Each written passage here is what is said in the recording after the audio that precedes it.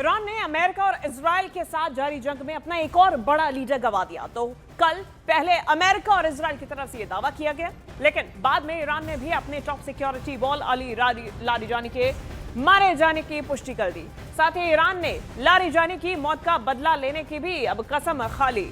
Iran के राष्ट्रपति Masoud Pezeshkian ने शोक संदेश में लारिजानी को एक कीमती और महान व्यक्ति बताया। उन्होंने कहा कि लारिजानी ने इस्लामिक रिपब्लिक के दौर में कई अहम भूमिकाओं में काम किया। ईरान का दावा है कि लारिजानी की हत्या अमेरिका और इजराइल के हमले में हुई और ईरान इसका बदला लेकर रहेगा। तो लारिजानी की मौत इस जंग में एक बड़ा टर्निंग पॉइंट साबित हो सकती है और इसके लिए हमें उनके किरदार, उनकी पर्सनालिटी को सबसे पहले समझना होगा कि क्यों इस जंग में यह एक टर्निंग पॉइंट है। सबसे पहले अली लारिजानी के बारे में आप जानिए। इनके बारे में अगर आप सबसे पहले समझेंगे तो ये एक ताकतवर चेहरा ईरानी फोर्सेस में रहे। अब ऐसे में फैसले लेने वाले टॉप नेताओं में नाम अली लारिजानी का ही शामिल होता है। वॉर टाइम मैनेजर रहे, जंग, कूटनीति और सुरक्षा में एक्टिव रहे। साथ ही साथ में खामेनेई के सबसे भरोसेमंद टॉप नेताओं में यही शुमार थे। ये नया सुप्रीम लीडर तय करने में भी इनकी बेहद अहम भूमिका रही है। इसके अलावा और भी कई मुद्दे हैं जिसको लेकर अली लारिजानी की भूमिका सामने आती है। अली लारिजानी एक संतुलित नेता, सख्त लेकिन साथ में प्रैक्टिकल सोच रखने वाले नेता जो कि ईरान का नेतृत्व एक तरीके से कर रहे थे। इसके अलावा मुख्य परमाणु वार्ताकार भी अली लारिजानी ही रहे और यूरोप पश्चिमी देशों के साथ साथ मिलकर इन्होंने शीर्ष बातचीत भी की, लीड की, इंटरनेशनल कनेक्शंस बनाए। चीन, रूस और खाड़ी देशों से इनके रिश्ते भी मजबूत रहे।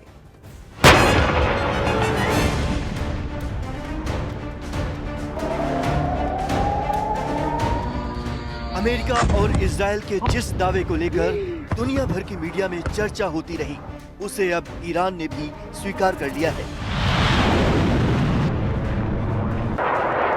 ईरान के विदेश मंत्री अब्बास अरागची ने अमेरिका और इजराइल के हमले में ईरान की सुप्रीम नेशनल सिक्योरिटी काउंसिल के सचिव अली लारिजानी के मौत के दावों की पुष्टि कर दी है।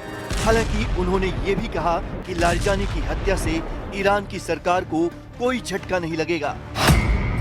अब्बास अरागची ने कहा कि अमेरिका और इजराइल अभी तक क्यों नहीं समझ पाए कि ईरान की इस्लामिक रिपब्लिक एक मजबूत राजनीतिक ढांचे वाली व्यवस्था है, जिसमें स्थापित राजनीतिक, आर्थिक और सामाजिक संस्थाएं मौजूद हैं। किसी एक व्यक्ति की मौजूदगी या गैर मौजूदगी इस ढांचे को प्रभावित नहीं करती। वहीं IRGC यानी इस्लामिक रिवॉल्यूशनरी गार्ड कॉर्प्स ने भी लारिजानी की मौत की खबर के बारे में जानकारी दी है। लारिजानी पर उस वक्त इजराइल ने हवाई हमला किया जब वो अपनी बेटी से मिलने पर्दिस इलाके में गए थे। वो अपने बेटे और बॉडीगार्ड्स के साथ अपनी बेटी के घर पर मौजूद थे। तभी इजराइल की मिसाइलों ने ऐसा जबरदस्त हमला किया कि पूरी इमारत ढेर हो गई। हमले में अली लारिजानी के साथ साथ उनके बेटे मोर्तजा लारिजानी, उनके डिप्टी अली रेजा बायात और उनके कई बॉडीगार्ड्स मारे गए हैं। इससे पहले ट्रंप और नेतन्याहू ने लारिजानी की मौत का दावा करते हुए कहा था कि ईरान का टॉप ऑफिसर लारिजानी ईरान में प्रदर्शनकारियों की हत्या का जिम्मेदार था। The top person was, they say, a lot of people say their actual top was killed yesterday, along with somebody else who was responsible for the killing. The man that was responsible for the killing of 32,000 people over the last 2 weeks, he was in charge of the killing of protesters. It's an evil group. I mean, they've killed much more than 32,000 people. And the man who was responsible for that was also killed yesterday. הבוקר חיסלנו את אלי לאריג'אני. אלי לאריג'אני זה הבוס של משמרות המהפכה, שזה חבורת הגנגסטרים שמנהלת בפועל את איראן. אנחנו חיסלנו לצידו גם את מפקד הבסיס, זה העוזרים של הגנגסטרים, שהם מפיצים טרור ברחובות טהרן וערים אחרות של איראן נגד האוכלוסייה. גם שם אנחנו פועלים מהאוויר עם מטוסים של חיל האוויר, עם כטב"מים, וגם שם פועלים. उधर Iran ने भी साफ कर दिया है कि वो Ali Larijani की मौत का बदला लेगा। ईरान के राष्ट्रपति मसूद पेजेश्कियान ने शोक संदेश में लारिजानी को कीमती और महान व्यक्ति बताया। वहीं IRGC के एरोस्पेस फोर्स के कमांडर सैयद माजिद मौसवी ने ये कहकर चेतावनी दी कि अब दुश्मन का आसमान देखने लायक होगा। साथ ही ईरान ने जवाबी कार्रवाई भी शुरू कर दी। ईरान ने इजराइल पर मिसाइल हमलों की 61वीं लहर चलाने का दावा किया और कहा कि ये हमला लारिजानी की शहादत का बदला है। ईरान की सेना IRGC का दावा है कि उसके हमले में दुश्मन के 200 से ज्यादा सैनिक ढेर हुए हैं।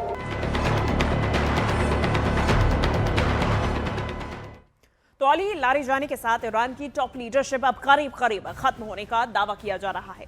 अली लारिजानी से पहले भी कई लीडर्स को इजराइल ने एयर स्ट्राइक में मार दिया था। वो लीडर्स कौन से हैं, चलिए आपको बताते हैं। सबसे पहले तो सबसे बड़ा नाम अली खामेनेई का, Ayatollah Ali Khamenei, supreme leader Iran के। जिसके बाद अली लारिजानी का नाम सामने आया, नेशनल सिक्योरिटी काउंसिल के सचिव, काफी बड़ा नाम।